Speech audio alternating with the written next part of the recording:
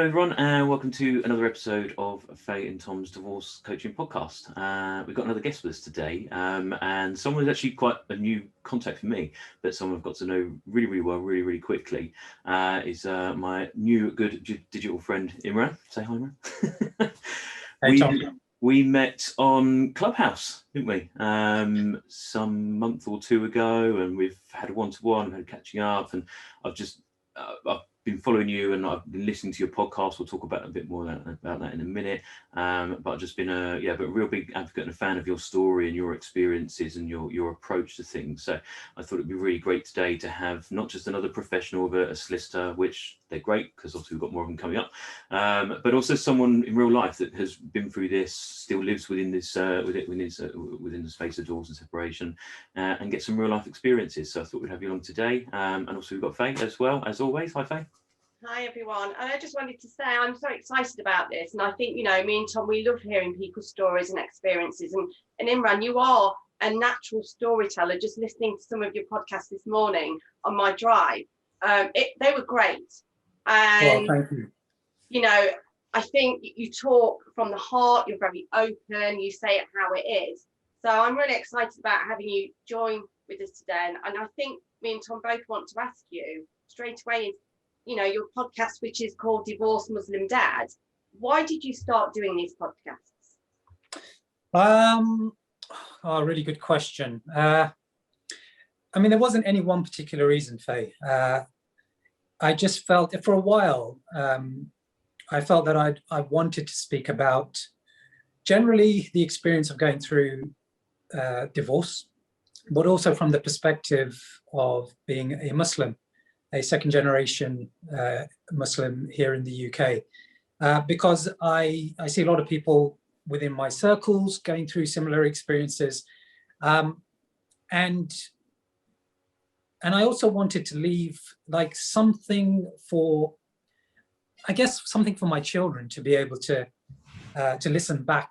I mean, they won't listen to it now. I've told them about it, right? And, you know, I say, do you want to give this a listen? They're like, no way. Right, so why would we want to listen to that? But in years to come, it's like a bit of a time capsule. I think that's what I'm trying to say. It's a bit of a time capsule in that they'll be able to, at some point, I'm sure they'll be interested and just hear the perspective, my perspective anyway, on issues related to my marriage to their mother, how we parted, how we've managed after that, what my life's been like as a single guy.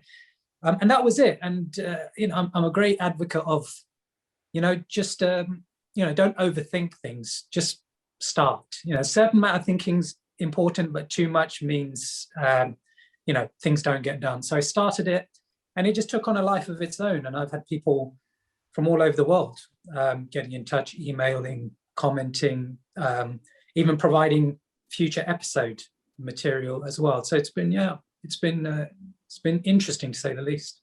And for those people that are listening to this, wondering, what is this about? It isn't just about your experiences through your divorce. I remember this morning listening to a little story that you said you'd taken this girl from school on a date and you'd taken her to the cinema and then to McDonald's, but you'd asked her to pay for her own. That's a lovely story. And it just took me back to those times when I was doing the same thing, you know, meeting a boy that I really liked. You know, there was no internet, there was no catching up on WhatsApp or texting. You literally turned up in the hope that that person was going to be there. So I love those stories, and I think it's going to resonate with a lot of people that are going through, you know, a divorce and separation. Yeah, I mean, what you're alluding to there is kind of the broad nature of what's involved in being in a relationship and coming out of a relationship. And I thought deeply about that. And it took me to lots of different places. It took me obviously to my youth. You're just alluding to the story there of, you know, my kind of first experience of dating.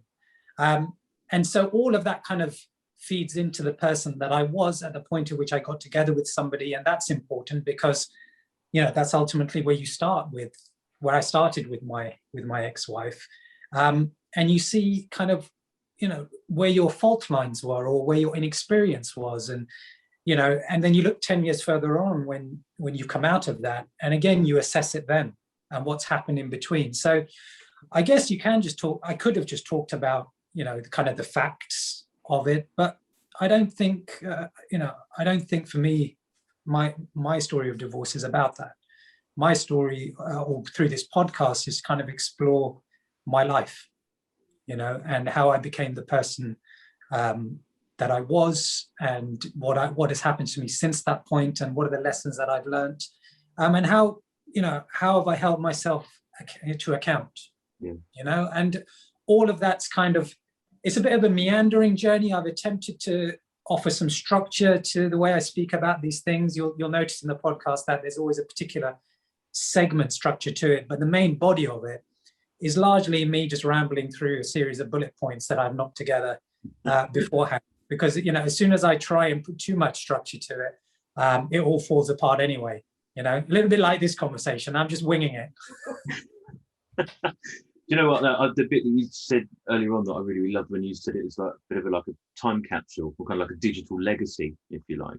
And like you say, your experiences both then, now, what it might be like later on, and how we all evolve, and how our opinions change and our approaches change. I think it's really interesting, and I love listening to it. So we'll be sharing it on here as well for anybody who wants to go and watch that, listen to that. Sorry.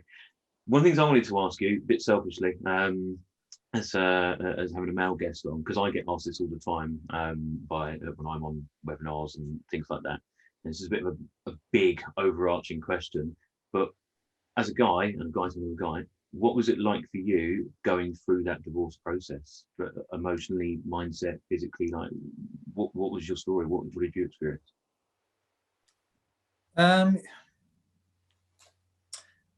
For me, looking back now, I guess there was a lot of denial. I mean, I think I'm sure you've covered stages of grief involved, in divorce or any kind of loss.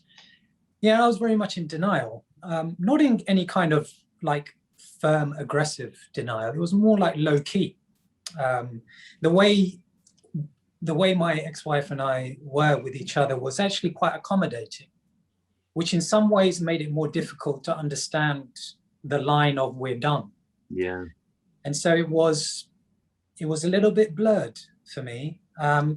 Essentially, not a lot had changed, apart from the fact that I didn't have my wife and my kids around all the time. A lot of circumstantially things remained very similar. And so really, I guess it hit home when, firstly, when my ex-wife actually took up permanent residence in another property, because up until that point, there was, she would find something kind of temporary. Yeah. And I guess the big point was when she actually found somebody else. And the strange thing is that intellectually, I already understood that my ex-wife would probably be the kind of person who would, get together with somebody else sooner than I would. Yeah. But when it happened, emotionally, I just wasn't prepared for it at all. It was just, it triggered a response in me, which was, okay, I've got to do everything I can to try and work this out. But it was, we'd gone past that point. It was the point of no return a long time before that. I just hadn't realized it. And so, if you take things a step further, the next point at which I realized things were really changing is when she moved away, about an hour away from Manchester to Yorkshire. And that profoundly impacted our lives because we were both committed to bringing up the kids as co-parents. So that would mean regular commutes back and forth across the treacherous M62. And just going through that whole circumstantial side of things was difficult. Emotionally, I wasn't in a position to benchmark it against anything else in my life because as somebody who considers himself a practicing Muslim for most of his adult life, I had no previous relationships prior to marriage. I just had, I hadn't experienced anything. And so this was my first, and I guess only, major breakup. Yeah. So emotionally, new territory, circumstantially, new territory. And yeah, there was a lot of times where I was very, very much lost. And The only thing that I guess was keeping me on track to moving in any direction was, having one or two people around, kind of older male figures who have some experience in this area, to just kind of, just keep me shuffling along, challenging my thinking without challenging it to the point where I push them away. And that's quite a balancing act. And I thank them for it. Yeah, that's cool. Thank you for that. I like the point when you said the point of no return. So many people get to that point of no return. It doesn't mean that you're not suffering. It doesn't mean that you're not hurting. It doesn't mean that you're in denial. It's getting to that stage where you're okay with those feelings. And it is a big shame. I know, again, with my marriages, too much water had gone under the bridge ever to salvage them. And that's a big thing that a lot of people deal with. And that was the same for you, wasn't it, Tom? That actually too much had happened to ever go back. You've just got to keep on moving forward. Yeah. But I think, and again, it's also about different perspectives and perceptions. Because I don't know at the time for my ex-wife that it wasn't enough water under the fridge. I think for her there was still a case of this could still be reconciled.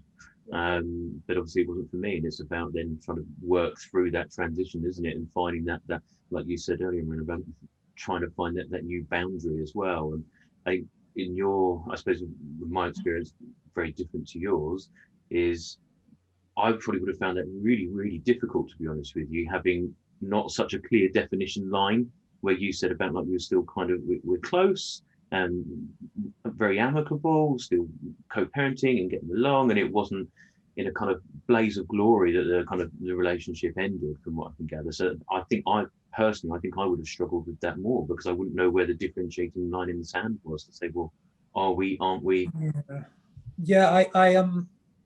I've thought about this, and I've thought about why I endured, why we endured, actually.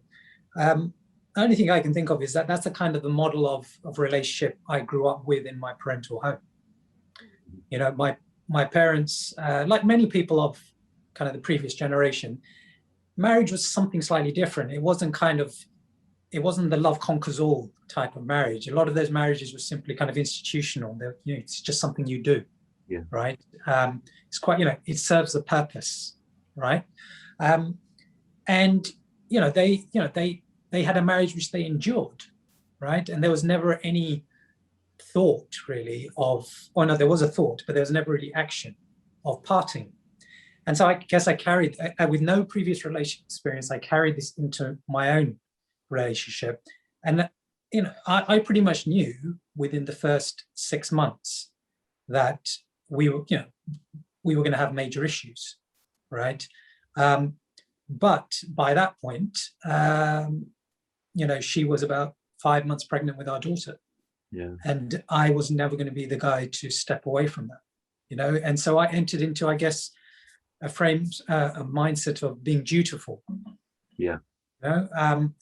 And that meant if that a side of me needed to be pushed to one side and sacrificed, then I would do that. Now, in some ways, some people would say that's quite noble. That's a noble thing to do. In other ways, you could say you're not being true to yourself, that you sacrifice too much of yourself in the process. And it's for every individual to judge. But when it came to the divorce as well, again, I was leaving the door open for a miracle to happen. Not that I thought it would, but I was enduring. So I would always endure whatever was coming in my direction. And I guess the wise thing to be able to do would be able to know when, you need to draw that line and you need to move on. I clearly wasn't prepared to draw the line or to move on. I just kind of left it in this, I guess this purgatory, relationship purgatory, right? It's neither alive nor dead, right? And it just is. Yeah. And ultimately, it's my ex-wife who, we mutually agreed that this was the best course of action, but in terms of actually moving on, she's the one who basically had to draw that line. And it's only at that point at which I then began the process of being able to look forwards. It's really honest, Imran, and I want to ask you about the support you felt you had or didn't have at that time. You're very open to the fact that you're a second generation Muslim immigrant, and at that time were you getting support of your family? Was there people in the Muslim community that you could lean on at that time? Well, yes, there were. You know, I have a very, very close friend of mine who's not a kind of a qualified divorce coach, but he pretty much is that. He's more of he's like a relationship coach. You know, he acts as an imam, as a counselor. You know, he's basically, you know, the Swiss Army knife of psychological issues in the Muslim community. And so, you know, he was the guy who we used as an arbitrator in our marriage. He was a trusted person to both of us. And, you know, since then, over the last 10 years, whilst I have been single, you know, he's always been there, you know, and, but that is not to say that that is everybody's experience. And I want to be careful by kind of painting a broad brush of this Muslim community thing, because obviously, you know, people are different. They might be of the same faith, but they have, you know, there are differences. At the same time, there are some common experiences. I mean, in relation to, you know, the Muslim angle on it, actually divorce has always been something which is fine in Islam, and it always has been since 1400 years ago. Women have the right of divorce, men have the right of divorce. If you can avoid it, it's recommended. Yeah. But if it happens, well, you need to make it happen. And interestingly enough, I believe, I mean, I'm sure somebody in the comments will probably pull me up on it, but I believe there's a quote in scripture which says that, look, if you are to part, then do so amicably and buy each other gifts in the process. And that to me is pretty incredible, right? Yep. Unfortunately, scripture and people are two different things, right? So I'm sure you guys hear about all of the, you know, kind of the horror stories and a lot of the wasted energy and the toxicity that happens when people part in the general community. I can tell you it is exactly the same within what I hear within the Muslim community too. Unfortunately, people are people, and when people are in the heightened state of emotion, you just behave in ways that you normally wouldn't. And I guess my hope, again, with the podcast, was to open up this conversation so that people will feel more comfortable about talking about the reality of divorce and what that means whilst you're going through the process, and how you can come out of it better people, and ultimately, I think, a better society as well, because nothing happens in isolation, right? You know, if two people part, it not only impacts them, it then impacts the children. You know, we are part of society. So the more bad divorces that we have, whether it's in the general community or a specific community, the worse it is for all of us. So to come back to your question, Faye, yeah, I did have some support, but a lot of people travel this path alone, and that can be quite damaging, I'm sure you know. Thank you. One of the things that I really love listening to you talk about, and I think it's probably the first time you and I were ever in the clubhouse, well, three of us actually, weren't we, in the clubhouse room together. You were talking about how close you and your ex-wife are, but also, and again, the kind of the wider society kind of viewpoint, also with your ex-wife's husband, and also because they have another child as well, didn't they? And you were telling this, I hope you don't mind me saying, but you were telling this really heartwarming, really beautiful story about how your ex-wife's child with her second husband would message you saying, "Why aren't you here when you come around for dinner?" Because I looked at it, I thought that was so cool. I really, really loved that. But I suppose to pose it in terms of a form of the question is, we all have our own versions and experience of events of our divorce and separations, as well as our routes to co-parenting and what that looks like. Hopefully not parallel parenting. In terms of your experience, how did you get to that phase? How did you get to that stage of actually we're all working together for the greater good of all of the children, ones that are and aren't biologically shared between you all? How did you get to the phase that you're in, the stage that you're at now? I guess it's perspective. But it's how I see the world. as a person of faith, I see everything that has been given to me, or I've been given access to, as a trust. I don't own anything, actually, and children they're the ultimate trust, and to not do justice to them is for me not something that I could live with, and that, I guess nobody would disagree with that when it comes to their own child. But I don't know. I don't see any other child as being outside of that remit, because I've grown up in the 80s, and since then we've become a more individualistic society, to our detriment, I think. Look, I don't want to presume ages or anything, but I assume we're all of the same generation. We were probably, the generation that, if we got up to no good, then a neighbor would think twice about pulling us up on that and saying that they knew where we lived and they were going to talk to our parents about it. Can you imagine that happening now? The parents would probably beat you up if you mention anything, right? I have done that once, actually. I have been round to another parent's house, and I think they were as shocked that I was there than I was. But you see what I'm saying? It's like out of the ordinary now. And so, because I like to consider myself a part of wider society, that I have a role to play, not just in my immediate bubble, but there's a responsibility towards my community as such. So when my wife had her child with her new hubby, no, I won't mince my words in saying that was tough. That was difficult to experience. But I do pride myself on trying to be the bigger person, even when I don't feel like it. Yeah. To try and act in that way. And so when she was born, and when I find out, I sent her a message, just congratulating her. But there was never really any plan for me to form a bond with her. It's just something that's happened over time. And funnily enough, like 10 minutes before this Zoom, she called me. My ex-wife's daughter called me, and she's just had a blood test, right? And she's feeling a little bit, like sore.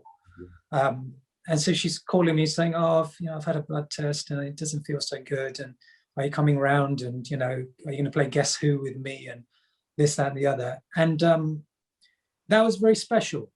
It was very, very special. And again, being a person of faith, I now can look back on all of this and see this new person that's entered into my life, and think that that's an incredible blessing that I wouldn't want to be without. So, I'm sure you've heard the expression, God works in mysterious ways. Yeah. Right? Well, this is pretty mysterious, right? It's mysterious to all concerned. I mean, she tells her dad, I want to go and see me, right? And I talk to my ex-wife about it. I sometimes say, well, I might move away at some point once the kids are old enough. And she says to me, well, what's my daughter going to do then without you around? So, yeah, again, I feel very blessed. But to answer your question, Tom, kids are kids. We've got to look after them, whoever they are. Yes, we have those which are a priority, but ultimately, they're innocent people, and they deserve all of our consideration, really. I absolutely love that story. So yeah, thanks for sharing that. That always No problem. smile. I know, it's making me smile inside. And you've made a great success of co-parenting, and you make no bones of the fact that you look at children, on your podcast, and how they are, at the top of your list of priorities to make sure that they're safe and they're happy and they feel loved. And for those people that are listening that are just kind of starting this co-parenting journey and they're struggling, would you like to kind of share with everyone what you did struggle with at the very beginning? What was difficult for you regarding co-parenting your children? Because of the circumstance, I felt that the control of my life had been taken away from me. So I was completely committed to the children, but now the children were living in a place that I knew, in Yorkshire, but I wouldn't have chosen, right? I didn't know anything about the local schools. You know, big on education. I just wasn't going to be seeing them as much, and that loss of control. And I've heard other men speak about this too. Yeah. That loss of control was actually a real punch in the guts. You know, I'd built up a very strong picture of what I wanted life to look like, and that was now, from my perspective, being taken away from me against my will. And there was nothing I could do about it. I was powerless, you know, and that was a really tough situation, you know, to be in. So yeah, I mean, if there's one thing I would say that was difficult, it was the loss of control. It also feels like it impacts your identity, I found as well, and I find that a lot with a lot of men that I work with. And I was talking about this on another Clubhouse thing the other day, the dad's group, and we were specifically talking about identity, and actually, and I was obviously coming at it from divorce and separation and going fatherly angle, that you kind of do, like you just said, a perfect phrase, you build up this picture, don't you, of what, from your values and your beliefs of what things are going to be like and what type of dad you're going to be and things like that. And then when you don't get to do it as often, whether that's some kind of 50-50 or variant thereof, you are losing a part of you. It's like a piece of the puzzle's been taken away. And then how you kind of work through that. So yeah, that completely resonates with me. Yeah, no, I agree with that, Tom. It was, I mean, my identity is, you know, was completely fundamentally challenged. But again, it's weird, you know, a lot of the times you go through the toughest times in life, and if you come out the other side, you kind of, you know why you had to go through it. And it's just, I see the divorce as the same thing. You know, the person I wasn't going to change. You know, it's not that I was a monster, but I wasn't who I needed to be. I wasn't growing in the way I needed to grow. And within the confines of the marriage, or within the environment of the marriage, that was unlikely to change. If anything, I might have gone in the other direction, right? And regressed as a person. And so this fracture, you know, this fracture is kind of, it was required. It was required in order, and that fracture meant the identity needed to be challenged in such a way that I was just facing myself in the mirror, you know, with nowhere else to look. And when you look at yourself in the mirror, you can do one of two things. You can convince yourself, you can basically lie to yourself, or you could basically accept that things are going to have to change. And I don't know. For me, it was easy to accept that things needed to change, but I didn't realize how long it was going to take. Yeah. I think a lot of people always want to know the answer to that question: when am I going to start feeling better? When am I going to get to that place of fulfillment and happiness? And we can never answer. Everyone is different. And I want to ask you, Imran, how did it happen for you? Was it gradually? Was it a light bulb moment? When did things start to change for you? It was gradual, actually. It was gradual. As I say, there's the intellectual side and there's the emotional side. Intellectually, I understood that I needed to hold myself to account, that I needed to unpick those negative traits which are not suitable for a relationship. But actually being able to work on that in a consistent way, you know, in some kind of structured way was difficult for me, you know, but just life commitments and circumstance. But I guess I'm just thinking about your question in terms of, like, what's the point at which I just became comfortable, you know, comfortable in my own skin, as they say. And I guess maybe that was about 5 or 6 years in. 5 or 6 years, maybe even longer, when I was at the point where I'm at peace, you know. And there were small signs of that. I remember during Ramadan once. So the situation was, I was in Manchester. My ex-wife would come on a Sunday night and pick up the kids, right? And this time she sent her hubby along to do that, and he and I hadn't spoken. And I think this 4 years in, right? Normally I'd see the car coming along, and she told me it would be him, and then I'd basically take the kids to the front door and off they go. But for some reason, you know, this idea of, you know, be the bigger man, Yeah. you know. So I basically, it was around the time you had to break your fast, and I knew he'd been fasting. So I basically just packaged up a little bit of fruit and whatever else and some food. And I took it down to him, you know, I took it down to him so that he could have that on his way home, whilst the sun was setting, and, you know, he was able to eat. And it was just like moments like that, you know, where I just took the opportunity, you know, just to kind of break down a little bit of a barrier after another, until there were no real barriers left. I think you and I are quite similar in that way. And just going back to your podcast, there was one of your episodes, one of the early ones, I think it was the second or third one, which was about grand gestures. And you were talking about when you'd taken your ex-wife away and like your wedding anniversary and things like that.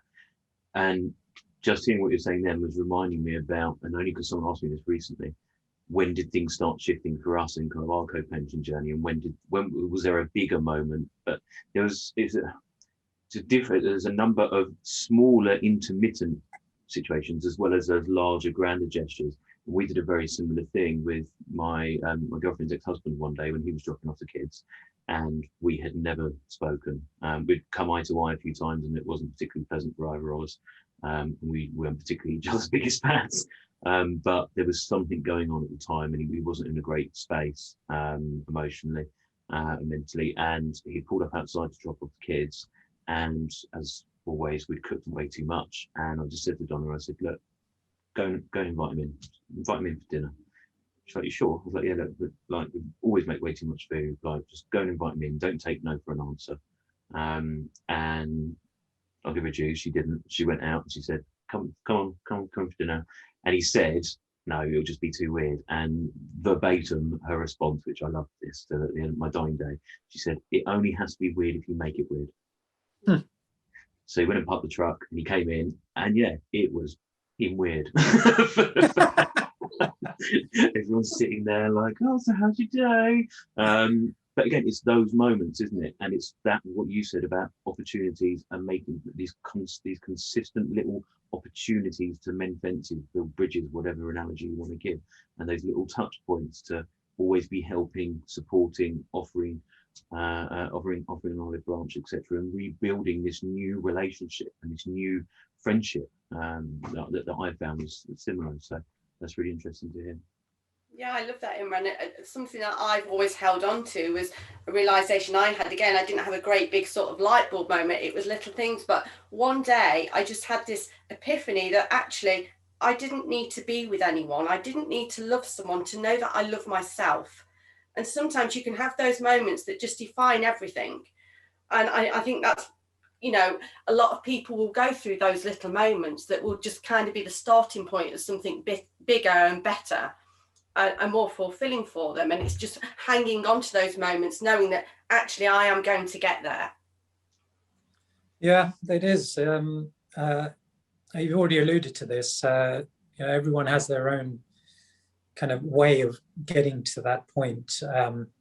It's just the first thing is knowing where you're headed. How you get there, not so important. I mean, I guess it can be done in a more structured way. But ultimately, as soon as you know where you're going, you just need to basically head in that direction. And yeah, there are small markers along the way and opportunities to just kind of chip away at the edifice, you know, until you do have these breakthroughs. And there isn't really a light bulb moment. There wasn't for me, where Neil's like, okay, you know, life's different now. Let's do something else. It's just been gradual. And you know, has that been, would I have preferred it if it was just like, you know, I could have switched into a different mode? I don't know, maybe, but I don't know. Maybe this is healthier. I don't know. Yeah. I've got one more question for you. And I was thinking about this one because I actually thought about this, how I would think about it myself, how I would answer it myself. If you had one piece of advice, Imran, who you are now today, knowing everything you know and everything you've been through, if you had one piece of advice to yourself the day after that conversation had when you started entering into this process of divorce and separation, co-parenting, what would you now say to your younger version of yourself? So let me just make sure I understand this. So you're talking from the point of making, of deciding on getting divorced? No, so I suppose everything that you've learned, what advice would you give to your younger self then at the start of that divorce journey? What advice would you give yourself then in terms of how knowing it can be different and approach this in a more positive way? Yeah. Some of the, I'm sorry, and I'm trying to think of something very profound to say right now, but it's all going to come out as like generic cliched stuff. You go. Freestyle. Yeah, freestyle cliches.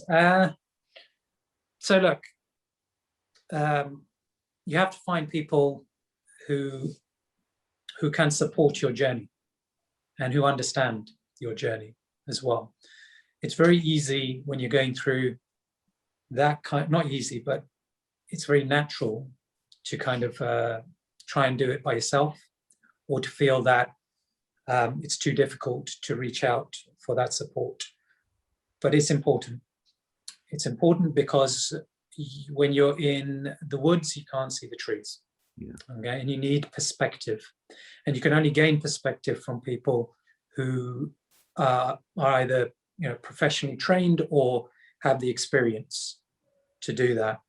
The other thing that I would say to that younger version of myself is to be easy on myself, to be forgiving towards myself, to be accepting of the fluctuations in the extremes of my emotions. To have, I'm not saying don't get emotion. I wouldn't say that. I'd simply say, look, it's going to happen, right? You're going to lose it with the kids. You are going to say something to your ex-wife who, even though you get on with, is going to test that friendship, right? She is going to do things which are going to upset you and you don't agree with, okay? And there's going to be times when you feel hopeless and lost, and those are going to be very difficult emotions to handle. But you'll be fine. And try not to personalize everything that's going on. You are trying to do your best, and you will try to do your best. So, as long as that's the case, you've got nothing to complain about.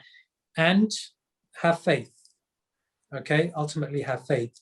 Your faith says that you came into this world by yourself and you will leave by yourself, right? It's everything that happens in between, all of the ups and all of the downs, is all part of the roller coaster of life. It makes you who you are. So there you go. There's my cliched answer. I love that, because that, you're born alone and you die alone. It is something, again, that's one of my most favourite quotes. And I want to kind of ask you, Imran, just to close it, about your children. And me and Tom always talk about the fact that, going through what we've been through, we're now better parents. We're now more present for our children. We have that time to reset when they're at the other parents, so that when we have our children, we are giving them what they need. And I just want to ask you, has that been your experience, Imran, with your children, that you feel that you're now a better parent? Yeah, 100%. I mean, that's the irony, isn't it? That's the irony. It's like sometimes when you have something, you can take it for granted. And then when you have the threat of losing it, you fight like hell to make sure that you don't. But I say this to the kids, I say to my kids that, look, your superpower in life now is the fact that that you have two parents who prioritized you and loved you. That's your superpower. Not wealth, not status, not education. You have that, and that will see you through. That will give you the emotional basis upon which to tackle the world. Have I been perfect? No. Has she been perfect? No. Honestly, a couple of times, sometimes I look at us and think, we're a couple of plonkers when it comes to parenting. I mean, honestly, some of the ways in which we behave, but like I say, be easy on yourself. You're human. We've tried to do our best, under really difficult circumstance, not just for me, for her as well. We've learned along the way. We've taken risks as well. We haven't played it safe. We haven't tried to vicariously live our lives through our children, although sometimes it was tempting and sometimes it felt like that's what was going on. If my objective, I can't speak for her, but if my objective was to bring up resilient, holistic kids, with a view of the world which is, compassionate, then hopefully, we've taken steps towards making that happen. But who knows? They're now at a stage where they're going to find their own mentors in life, and I've told them both that. Especially my daughter, she's heads off to university. I'm saying, you're going to find your own people to guide you now, your own friends, your own mentors. I just hope that the seeds that we've planted and we've invested in, that they bear fruit in the future. I hope so. That's wonderful. And what about you, Imran? What are your hopes for the future? More podcasts, a book maybe? What are you hoping to achieve for yourself? So I've gone a bit of a reverse journey, if you like, over with regards to my ambition. I've always been ambitious, and I still am very ambitious. But my ideas around what needs to happen or what I can do have changed. Years ago, I established, huge projects. I started around the same time as Airbnb. I started a similar kind of website because I saw the potential of it back in 2010.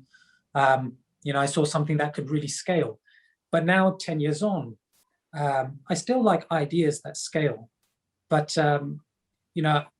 I'd like to do something which has some basis in community. And if that means, we've all been on Clubhouse and we've kind of seen that idea there, right? Yeah. Where you have something which is quite intimate that has the potential of scaling. In the past, maybe I was more ruthless with regards to making money. But at this stage in life, my perspective is, I'm interested in making money, but it has to be done in a particular way. And it has to involve an element of social good orientated. I don't know what that looks like. At this moment in time, I'm very happy, being a filmmaker, a commercial filmmaker, working within kind of the built environment. That very much fulfills me. But Fay, I am kind of hungry to explore, different ideas. I've already spoken to Tom about, he's inspired me to think about becoming a divorce coach because I see a lot of need of that within the Muslim community. And actually, you'll both know that, there's a possibility of starting up your own club now on Clubhouse. And my finger's been hovering over the create button because I don't want to be that guy who starts something and then decides, oh, this is too much hard work, right? Because establishing a club is easy, right? Building a club of value is a lot of hard work, right? And so that's always been the case with me. Only start it if you're going to finish it. That's a long answer to your question. So there's lots to consider. There might be some more podcast episodes. There might be the next big thing, the next small thing. Who knows? Stay tuned. Cool. Well, we will have you back as a follow-up later on at some point in I don't know, a year's time or something. Maybe a fellow divorce coach, maybe. Maybe all three of us will be on Oprah or something like that. Right. No, brilliant. Look, it's been absolutely awesome having you here. I would love for us to carry on. I just don't know if I've got the bandwidth and the storage on the laptop for a 2-hour clip. But look, we'll be sharing it on all over socials and tagging you up. For any of our guests, as always, we always say, don't we, Fay, look, we want to hear your likes, comments, shares, inputs, questions, other topics, something you might want to speak to Imran about. We might want to get information on the podcast. I know that I listen to it on Podbean. Is it elsewhere as well? Yeah. It's across all. I use Anchor to distribute it, so it goes across all of the podcast distributors. Cool. We'll be sharing a link there as well in the comments as well. So, but if you're still listening to this, and just obviously search up in for divorced Muslim dad, and definitely go and have a listen. And even without just your picture there, and like it's like listening to nice sultry sounds of someone like Barack Obama or someone who I could just listen to all day. But I wish I had that voice, man. It's not fair. Anyway, right. thanks for joining us. It's been absolutely awesome, and yeah, we'll definitely have you back another time as well. So thanks very much for joining us. All right, thanks, Tom. Thanks, Faye. Take care, guys. Bye. Yeah.